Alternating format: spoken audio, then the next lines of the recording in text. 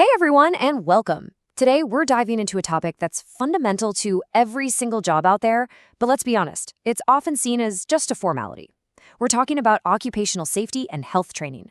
We're going to dig into not just why it's so important, but how the very best programs are actually built and measured.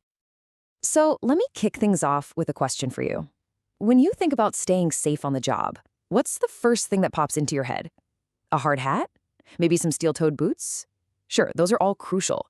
But what if I told you the single most powerful tool for preventing accidents isn't something you can wear? What if it's something you can't even see? Yep, you guessed it, it's knowledge. More than that, it's the knowledge, the skills, and the safety-first mindset that you get from truly effective training. And that is exactly what we're going to unpack today. All right, first up, let's get one thing straight about OSH training. It is so much more than just a box-ticking exercise to follow some rules. So, the official definition calls it a planned learning activity, which sounds a bit dry, right? But I want you to focus on the three key words you see here: knowledge, skills, and attitudes. See, it's not enough to just know the safety rule. You have to have the skills to actually apply it, especially when things get hectic. And you need the right attitude to make safety a real, genuine priority. So, why is this stuff non-negotiable? Well, of course, there's the legal side of things. You have to be compliant. But beyond that, good training directly leads to fewer accidents. It builds a strong safety culture where people actually look out for each other. It protects a company's reputation. But really, at the end of the day, it empowers every single person with skills that could literally save their life or the life of a coworker. And that actually brings us perfectly to our next big idea. Safety is a partnership. It's a two-way street between the employer and the employee, and it's built on a really clear understanding of rights and responsibilities. This slide lays out that partnership perfectly. On one side, you have the employer's duty. They have to provide clear, understandable training and keep all the records. But on the other side, you, the employee, have an absolute right to get that training, to know about all the hazards, and, this is a big one, to refuse to do any work you feel you haven't been properly trained for. You see?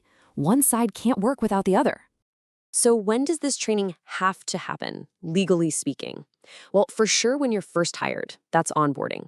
But it's also required anytime you switch to a new role or whenever new equipment or new chemicals show up. And also whenever an audit or, unfortunately an accident happens that shows there's a gap in what people know. That word gaps is super important. And it brings us right to our third section, because smart companies don't just guess what training people need, they have a system for finding out. Which brings up a really fundamental question. Where does a truly effective training program actually begin? And here's a hint. It doesn't start in a classroom or with a slide deck. It starts with a proper diagnosis. And that diagnosis has a name. It's called a Training Needs Assessment, or a TNA for short. Put simply, a TNA is all about finding that gap between the skills your team already has and the skills they absolutely need to do their job safely.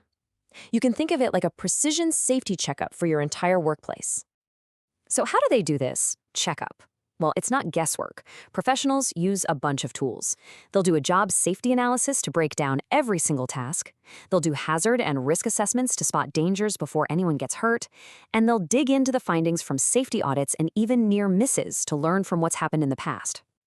And all of that information often gets organized into something that looks like this: a training matrix.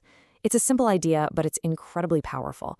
It just maps every job role to the specific training they need. So you can see at a glance that the maintenance crew needs all three of these, while someone in office admin just needs first aid.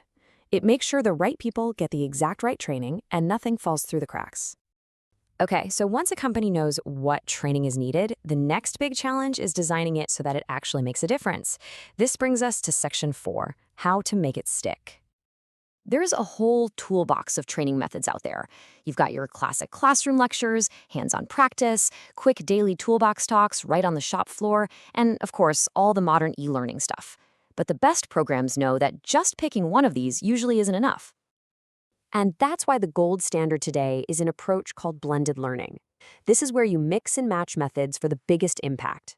For example, maybe you'll learn the theory of how a fire extinguisher works through an online course, but then you follow it up with a practical, hands-on session where you actually put out a small, controlled fire. It engages your brain and your body. And no matter which method you use, the really great training programs all have these 4 key ingredients. 1, they're active. You're doing stuff, not just listening. 2, they're relevant. They use real examples from your workplace. 3, the language is clear and easy to understand. And finally, it's a two-way street. There's always a chance to ask questions and get clarification. This brings us to our final section. And honestly, it might be the most important one. The training's over, but did it actually work? Let's talk about checking for effectiveness. Measuring if training worked is way more than just passing a quiz at the end. As you can see from all the pieces of this chart, a real evaluation looks at the whole picture. Yeah, it includes assessments, but it also means watching people on the job, getting direct feedback from them, and taking a hard look at the data to see if accident rates are actually going down. It also helps to know who the main players are in this whole safety ecosystem. You've got government agencies like DOSH. They're the ones who set the rules and enforce them. Then you have research institutes like NIOSH, who accredit a lot of the official courses. And finally, you have the certified experts and private companies who actually deliver all the specialized hands-on training. Look, if you take away just one thing from all of this, please let it be this. Effective OSH training is not a one-time event that you go to and then just forget about. It's a continuous cycle. You assess the needs, you train, you check if it worked, and then you start the whole process over again. It has to be a constant commitment. And that leaves us with one final question, and I want you to really think about this for your own workplace. Is the safety training you get genuinely building your skills and your confidence to work safely? Or is it just about checking a box for compliance? Because the answer to that question makes all the difference in the world. Thanks for watching.